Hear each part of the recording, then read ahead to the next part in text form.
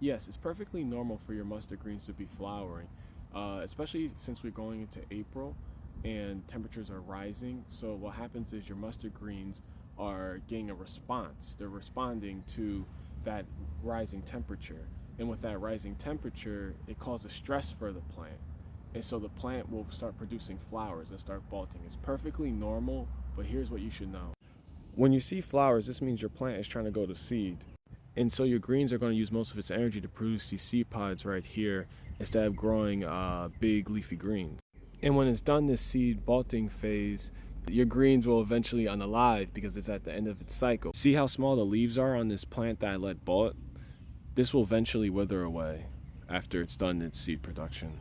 To delay the process, just pinch these bolts off when you see them. Now compare this plant that I let go straight to seed to this plant where I consistently pinched off the bolts and allowed the plant to focus on growing its leaves. But wait, there's actually more. In my last video that I made about these curled greens, I actually said that if you're planning on growing these in the summer, you want to give them partial shade. And so right behind the exact plant I was just talking about where I pinched the bolts off of, I'm growing another curled green right behind it, and it gets partial shade throughout the day. And this plant has never bolted.